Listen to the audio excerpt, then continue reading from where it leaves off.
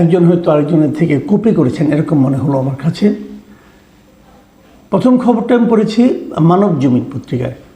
মানব জমিন তাদের প্রিন্ট এডিশনে এটাকে লিড করেছে, প্রথম পাতার এই খবর এটা। এবং সেটার শিরোনাম হলো উপদেষ্টা কর্মকর্তাদের পারফরমেন্স ও সম্পদের তথ্য জানতে চাইলেন প্রধান উপদেষ্টা। এই হলো সংবাদের শিরোনাম। এবং এই একই সংবাদ আমি দৈনিক ইত্তেফাকেও পড়লাম। ইত্তেফাকেও কিন্তু একই রকম শিরোনাম, যে উপদেষ্টা ও কর্মকর্তাদের পারফরমেন্স ও সম্পদের তথ্য জানতে চাইলেন প্রধান উপদেষ্টা। তো ভেতরে যখন আপনি পড়তে যাবেন দুটো খবরই একই রকম। যেহেতু মানব জমিনের প্রিন্ট এডিশনে প্রকাশিত হয়েছে, অতএব ধরে নেওয়া যায় মানব জমিনেরটাই আগের খবর। হয়তো এটা দেখে ইত্তেফাক কপি করেছে, কিন্তু ইত্তেফাক কোথাও স্বীকার করেনি যে এটা মানব জমিন থেকে তারা নিয়েছে কিনা। যাক, এটা এক ধরনের সাংবাদিকতা, এক ধরনের অসততা বলে আমি মনে করি। ওনাদের স্বীকার করা উচিত ছিল। কেন উচিত ছিল সে আলোচনাটা আমি আসছি। আমি এই রিপোর্টটা পরে একটু বিভ্রান্ত হলাম এই কারণে যে কথাগুলো এখানে বলা হয়েছে যে উপদেষ্টা, প্রধান উপদেষ্টা ডক্টর মোহাম্মদ ইউনূস, উনি নাকি ওনার উপদেষ্টাদের পারফরমেন্স যাচাইয়ের একটা উদ্যোগ নিয়েছেন।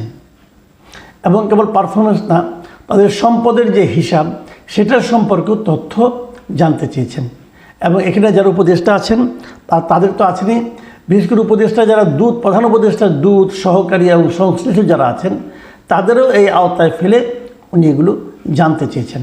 তো এটা ভালো, কিন্তু প্রশ্নটা হলো কোথাও বলা হয়নি এটা কোথা থেকে তথ্যটা সাংবাদিকরা পেলেন। মানে প্রধান উপদেষ্টা যে জানতে চেয়েছেন এটা আপনাকে কে কনফার্ম করলো, কে জানালো আপনাকে, এটা আমি কোথাও পেলাম না। তবে এই নিউজের শেষের দিকে এক জায়গায় লেখা আছে যে সরকারের কাছে বিভিন্ন মহলের প্রত্যাশা ও প্রাপ্তি নিয়ে গতকাল ঢাকায় এক অনুষ্ঠানে কথা বলেন বিদ্যুৎ, জ্বালানি ও খনিজ সম্পদ উপদেষ্টা মোহাম্মদ ফাউজুল কবির খান। তিনি বলেছেন, আমি ওনার বক্তব্যটা পড়ে শোনাই আপনাকে। তিনি কি বলেছেন? তিনি বলেছেন সবাই মনে করে যে আমাদের হাতে জাদুর চেরাগ আছে, আমরা চেরাগ ঘষে দেব, বেশ সঙ্গে সঙ্গে সব কিছু ঠিক হয়ে যাবে। বিষয়টা আসলে এমন না। কারণ হচ্ছে আমরা একটা কঠিন সময়ে দায়িত্ব নিয়েছি, যখন সরকারি কোষাগারে টাকা নাই, বৈদেশিক মুদ্রা নাই। এমন একটা পরিস্থিতিতে আমাদের দায়িত্ব নিতে হয়েছে। আমাদের হাতে সময় বেশি নাই, রাজনীতিবিদরাও ক্ষমতায় আসার জন্য উসখুস করছেন। এমন কঠিন পরিস্থিতিতে দেশকে সামনের দিকে এগিয়ে নিতে হচ্ছে। এটা ফাউজুল কবির খানের একটা বক্তব্য একটা অনুষ্ঠানে। তো উনি কি এখানে বলেছেন, উনি কি জানিয়েছেন যে প্রধান উপদেষ্টা যে এইগুলো জানতে চেয়েছেন? এই জিনিসটা কিন্তু কোথাও আমি ক্লিয়ার বুঝতে পারলাম না। ক্লিয়ার না হোক, যেহেতু তারা লিখেছে তো আমি মেনে নিচ্ছি, ধরে নিচ্ছি যে উপদেষ্টাদের পারফরমেন্স যাচাই করা হবে। এবং এটা হবে যে এটা আমাদের জন্য একটা সুসংবাদ। আমি মনে করি এই উপদেষ্টাদের পারফরমেন্স সবসময় যাচাই করা উচিত, প্রতিদিনই যাচাই করা উচিত। এটা এই কারণে যে যদি আপনি বুঝতে পারেন যে একজন উপদেষ্টা একটা কাজ করতে পারছেন না, তাকে আপনি সরিয়ে অন্য একজনকে আনতে পারবেন, নতুন কাউকে নিয়োগ করতে পারবেন।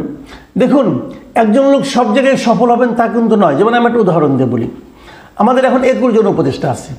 21 জন উপদেষ্টার মধ্যে প্রধান উপদেষ্টার হাতে 6টা মন্ত্রণালয়। উনি 6টা মন্ত্রণালয় নিজের কাছে রেখেছেন। ঠিক আছে, রেখেছেন, এরা ভালো মন্দ নিয়ে আলোচনা করছি না। উনি রেখেছেন মন্ত্রিপরিষদ বিভাগ, প্রতিরক্ষা মন্ত্রণালয়, সশস্ত্র বাহিনী বিভাগ, খাদ্য মন্ত্রণালয়, জনপ্রশাসন এবং বেসামরিক বিমান ও পর্যটন মন্ত্রণালয়। এই 6টা মন্ত্রণালয় ডক্টর মোহাম্মদ ইউনূসের হাতে আছেন। উনি হয়তো 6টা করবেন। আর 2 জন উপদেষ্টা আছেন যাদের হাতে 3টা করে মন্ত্রণালয় আছেন। সেই 3টা কার? ডক্টর আসিফ নজরুলের, ওনার হাতে আছে আইন, বিচার ও সংসদ, প্রবাসী কল্যাণ ও বৈদেশিক কর্মসংস্থান এবং সংস্কৃতি বিষয়ক মন্ত্রী। মানে উনি একই সঙ্গে আইন, বিচার, সংসদও বুঝেন, প্রবাসী কল্যাণও বুঝেন, বৈদেশিক কর্মসংস্থানও বুঝেন এবং কালচারও বুঝেন। মানে এরকম একটা ধারণা হয় আমাদের দেশে যে কে কোনটার এক্সপার্ট, এটা কিন্তু দেখা হয় না। দেখা হয় হলো গিয়া যে কাকে আমি কতটা দিলাম। কারণ উনি পারবেন কি পারবেন না, নাকি সবগুলিতে সমান দক্ষ হওয়া সম্ভব? পৃথিবীতে কোনো মানুষ আছে যদি কালচারালি যতটুকু দক্ষ হবেন ঠিক ততটুকু দক্ষ হবেন ল অ্যান্ড অর্ডার দিকে? এটা কি হয়? যাও, এটা আমাদের এখানে হচ্ছে। আবার ধরুন আরও একজনের কাছে 3টা মন্ত্রণালয় আছে। এটা হলো জনাব মোহাম্মদ ফাউজুল কবির খান।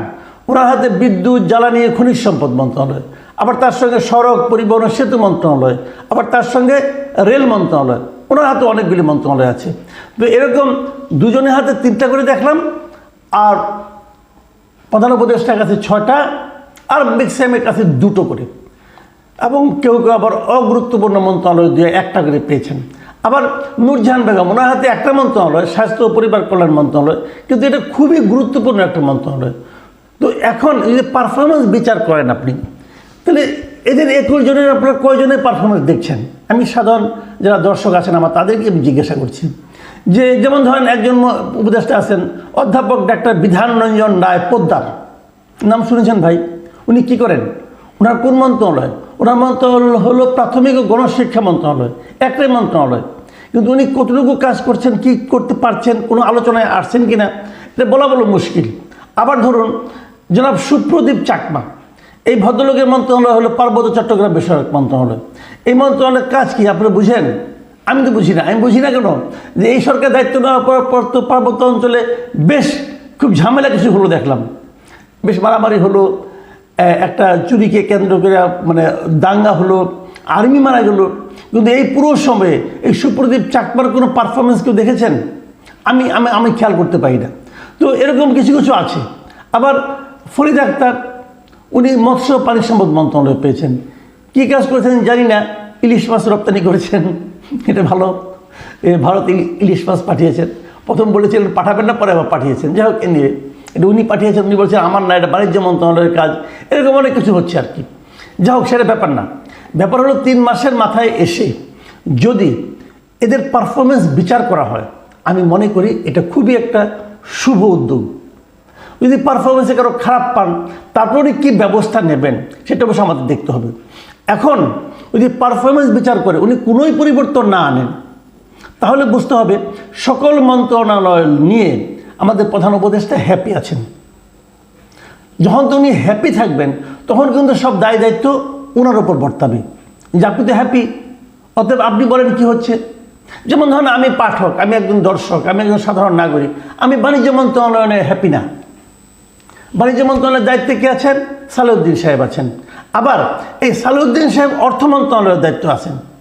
আমি আবার অর্থ মন্ত্রণালয় নিয়ে হ্যাপি। আমি মনে করি সালেউদ্দিন সাহেব অর্থ মন্ত্রণালয়ে খুবই ভালো করছেন, কিন্তু উনি বাণিজ্য মন্ত্রণালয়ে ভালো করছেন না। ও বলতে ভুলে গিয়েছিলাম, ওনারও 3টা মন্ত্রণালয় আছে। ওনার আরও একটা মন্ত্রণালয় ওনার কাছে আছে, সেটা হলো বিজ্ঞান ও প্রযুক্তি মন্ত্রণালয়। আমি জানি না এটার কি এটার কোনো পারফরমেন্স এখন পর্যন্ত বোঝা যাচ্ছে না, এটা ক্লিয়ার না। কিন্তু বাণিজ্য মন্ত্রণালয় উনি মেজারেবলি ফেল করেছেন, কোনো সন্দেহ নাই। তো এরকম কিন্তু হচ্ছে। আসিফ নজরুল সাহেবের অনেক মন্ত্রণালয় এবং খুব গুরুত্বপূর্ণ মন্ত্রণালয়, এবং এগুলো নিয়ে বেশ বিতর্কও হচ্ছে। কাজ করলে বিতর্ক হবে, এটা স্বাভাবিক। তারপরে উনি মোটামুটি, তারপরে ওনাকে দেখলাম যে এর মধ্যে আরও একটা দায়িত্ব দেওয়া হয়েছে, স্পিকারের দায়িত্বটা, স্পিকারের কিছু কিছু কাজ ওনাকে দেওয়া হয়েছে। এটা কেন, এটা নিয়ে আবার অন্য আলোচনা আছে, সেই আলোচনা আপাতত না যাই। তো এখন প্রশ্ন হলো যে যদি আমরা যদি এই মানে মূল্যায়নের পর যদি দেখি যে না, মন্ত্রণালয় কিছু এদিক সেদিক করা হয়েছে, চেঞ্জ করা হয়েছে, সেটা তো একটা ভালো কিছু হবে আর কি। আর যদি চেঞ্জ না করা হয়, তাহলে বুঝতে হবে যে যেভাবে কাজ করছে সেটা নিয়ে আমাদের প্রধান উপদেষ্টা হ্যাপি আছেন, প্রধান উপদেষ্টা সন্তুষ্ট আছেন। তখন দায় দায়িত্ব কিন্তু সব কিছু প্রধান উপদেষ্টার উপরে আসবে। আমি যে কথাটা বলে শেষ করব, দেখুন, বিচার আপনি কি করবেন না করবেন জানি না, আপনি কিভাবে করবেন তাও জানি না, এবং আপনার বিচারের পদ্ধতিটা কি হবে, কিসের উপর ভিত্তি করে আপনি বিচার করবেন সেটাও আপনি বুঝবেন। কারণ আপনি পারফরমেন্স জানতে চেয়েছেন, কার কাছে জানতে চেয়েছেন? জনগণের কাছে জানতে চেয়েছেন? পত্রিকাগুলো পড়েন না, পত্রিকাগুলো পড়লেই জানতে পারবেন কার কেমন পারফরমেন্স হচ্ছে। মিডিয়াগুলো দেখেন, এমনকি সোশ্যাল মিডিয়া মানুষের বক্তব্যগুলো শুনেন, বুঝতে পারবেন কার কেমন পারফরমেন্স হয়েছে। অথবা আপনি নিজেও চিন্তা করতে পারেন, নিজেও গবেষণা করতে পারেন কার কেমন পারফরমেন্স আছে। এবং সেই সঙ্গে আমি আশা করব মাননীয় প্রধান উপদেষ্টা, আপনি আপনার নিজের পারফরমেন্স নিয়ে একবার বিচার করবেন। আপনি কি খুব ভালো পারছেন সেটাও আপনাকে দেখতে হবে। আপনার হাতে আছে খাদ্য মন্ত্রণালয়, আপনার হাতে আছে জনপ্রশাসন মন্ত্রণালয়ের মতো গুরুত্বপূর্ণ মন্ত্রণালয়। জনপ্রশাসন মানে বিভিন্ন জায়গায় নিয়োগ টিয়োগ যেগুলো হচ্ছে, এই যে ডিসি নিয়োগ নিয়ে এত হইচই হলো, এটা কিন্তু আপনার মন্ত্রণালয়, এটা মাথায় রাখতে হবে। কাজে আপনি আপনার পারফরমেন্স একবার বিচার করবেন। আর আপনার সবচেয়ে বড় পারফরমেন্স হলো এই যে পুরো যে আপনি একটা উপদেষ্টা পরিষদ গঠন করেছেন, এটা কিন্তু আপনার পরিকল্পনায় গঠিত হয়েছে। এই উপদেষ্টা পরিষদ গঠন যেটা করেছেন, আপনি কি যোগ্য লোকগুলোকে এনেছেন? একদম অ্যাপ্রোপ্রিয়েট পার্সনকে আপনি খুঁজে আনতে পেরেছেন? না আনতে পারলে এটাও কিন্তু আপনার অযোগ্যতা হিসাবে বিবেচিত হবে। আমার কথা হলো নোবডি ক্যান গো আনচ্যালেঞ্জড, এটা হলো মূল কথা। আপনি যেই হন না কেন, আমি আপনাকে প্রশ্ন করব, আপনি কি ঠিক কাজটা করছেন?